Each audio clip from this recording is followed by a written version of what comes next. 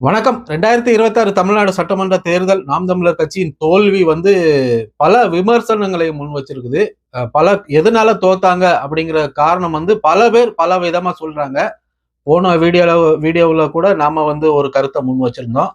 அதாவது தயவு செய்து நான் சொல்றேன், என்னுடைய காணொளிய தயவு செய்து முழுசா பாருங்க. பார்த்துட்டு நான் என்ன பேசியிருக்கேன் அப்படிங்கிறத நீங்க தெரிஞ்சுக்கிட்டு அதுக்கப்புறம் கருத்துக்களை பதிவிடுங்க தயவு செய்து. நீங்க பாக்குறீங்க. பார்த்துட்டு ஒரு 2 நிமிஷம், 3 நிமிஷம் பார்த்துட்டு, இடையிலே நிப்பாட்டிட்டு, நம்ம சொல்ல வந்தத முழுசா தெரியாம, புரியாம நீங்க சில கருத்துக்கள கமெண்ட்ல பதிவு செய்றீங்க.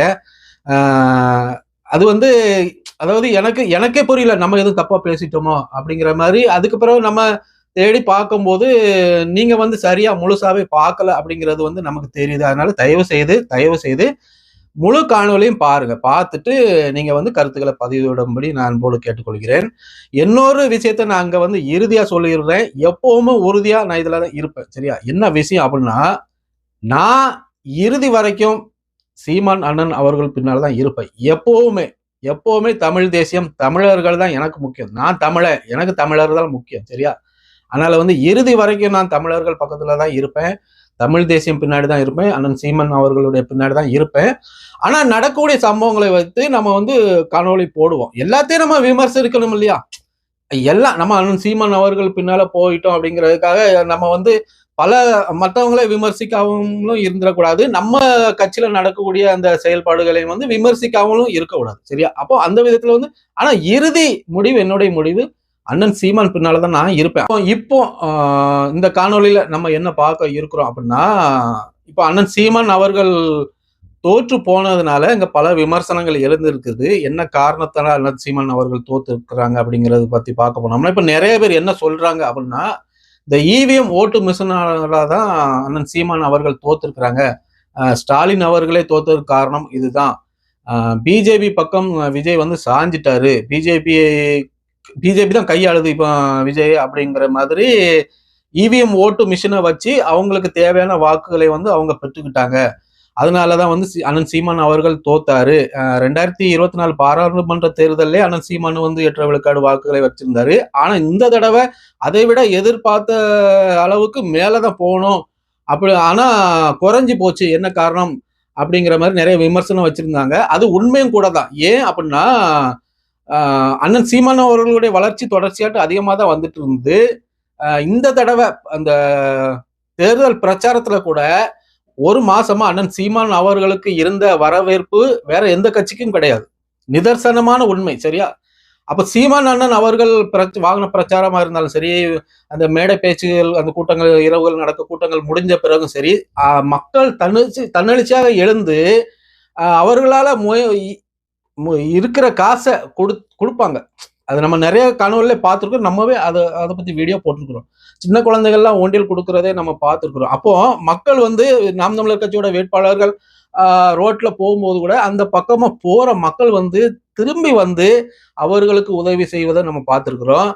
பிப்ரவரி 21ஆம் தேதி திருச்சியில அண்ணன் மாநாடு போட்டாரு. 2 லட்சம் பேர் வருவாங்க அப்படிங்கிற எதிர்பார்த்த இடத்துல 7 லட்சம் பேர் கூடினாங்க. அப்ப அந்த ஓட்டுலாம் எங்க போச்சு? எப்படி அண்ணன் சீமான் தோத்தாரு? சரி, மற்றவங்க 233 வேட்பாளர்களையும் விட்டுருங்களேன். சீமான் அண்ணன் எப்படி தோத்தாரு? காரைக்குடியில அண்ணன் சீமான் ஒரு ஆளா தான் ஜெயிச்சிருக்கணும் இல்லையா? அவரு எப்படி டெபாசிட் இழக்கக்கூடிய அளவுக்கு தோத்தாரு? அந்த கேள்வியும் இங்க எழுது.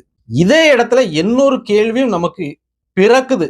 என்ன கேள்வி பிறக்குது அப்படின்னா, ஒருவேளை சீமான் அண்ணன் ஜெயிச்சிருந்தாருன்னா இவிஎம் ஓட்டு மிஷின் சரியானதாக இருந்திருக்குமா? இந்த இப்போ எழுதுரு இல்லையா, இவிஎம் ஓட்டு மிஷினாலதான் போச்சு அப்படின்னு எழுது இல்லையா? இந்த கேள்வி எழுந்திருக்குமா? இந்த கேள்வி பிறந்திருக்குமா? அந்த ஒரு சிந்தனை நமக்குள்ள இங்க எழுது. ஒருவேளை அண்ணன் சீமானும் ஜெயிச்சிட்டாரு, அது போக ஒரு 4-5 தொகுதியில அண்ணன் நம்ம நாம் தமிழர் கட்சி ஜெயிச்சு ஒரு 5-6 பேர் சட்டமன்றத்துக்குள்ள போயிட்டாங்க அப்படின்னா, அப்போ இவிஎம் ஓட்டு மிஷின் நல்ல மிஷினா அப்படிங்கிற ஒரு கேள்வி இங்க பிறக்குது. அப்போ இங்க இதுல இருந்து நமக்கு என்ன தெரியுது அப்படின்னா, ஒருவேளை இவிஎம் ஓட்டு மிஷினை வச்சுதான் பிஜேபி நாட்டை ஆண்டுட்டு இருக்கு அப்படின்னா, இனி எந்த காலத்திலையும் பிஜேபியை அழிக்க முடியாது. அவர்கள் சொல்ற இடத்துலதான், அந்த மாநிலத்துலதான் அந்தந்த தலைவர்கள் ஜெயிப்பாங்க அப்படின்னா, எந்த காலத்திலையும் பிஜேபி அழிக்க முடியாது. எந்த காலத்திலையும் வந்து நாம் தமிழர் கட்சி வெல்லவும் முடியாது. சரியா? அப்ப நாம் தமிழர் கட்சிங்க வெல்லணும் அப்படின்னா ஒரே வழி, ஒண்ணு பிஜேபி கூட கூட்டணிக்கு போகணும். அவங்களுக்கு கூச்சா தூக்கணும்.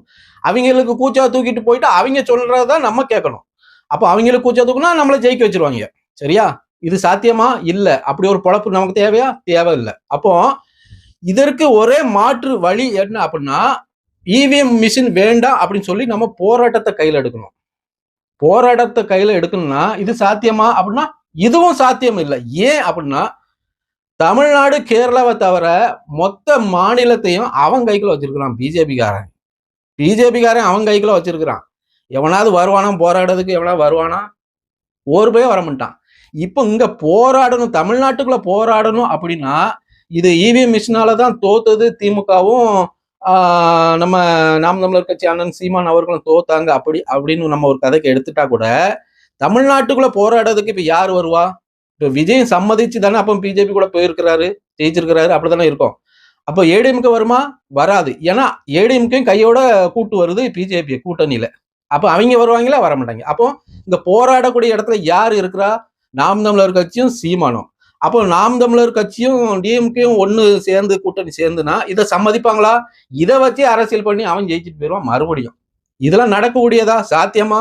இல்ல. அப்போ ஒட்டுமொத்த மக்களும் வந்து 1-2 போராடுவாங்களா இவிஎம் மிஷினுக்கு எதிராக அப்படின்னா அதுவும் முடியாது. ஏன்னா ஒட்டுமொத்த மாநிலத்தையும் அவன் கையில வச்சிருக்கிறான்.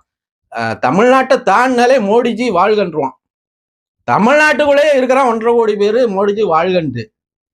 அப்ப இதெல்லாம் இது வந்து எப்படி போகும்? எப்படியும் போகாது. ஒண்ணு இந்த இவிஎம் மிஷினை ஒழிக்கணும்னா பிஜேபி ஒழியணும். இது சாத்தியமா? இல்ல, சாத்தியம் இல்ல. 2வது சீமான் அண்ணன் ஜெயிக்கணும்னா பிஜேபி கூட கூட்டு போகணும், அவங்களுக்கு கூச்சா தூக்கணும். இது சாத்தியமா? நடக்குமா? நடக்காது. அப்ப இப்படி பல குழப்பத்துல தான் இருக்குது. இதற்கு விடை என்ன? இதற்கு ஒரு முடிவு என்ன அப்படின்னு எனக்கு புரியல. உங்களுக்கு தெரிந்த முடிவை நீங்க கீழே கருத்துல கமெண்ட்ல பதிவு செய்யுங்க. மீண்டும் ஒரு காணொளியில் சந்திக்கலாம். நன்றி, வணக்கம்.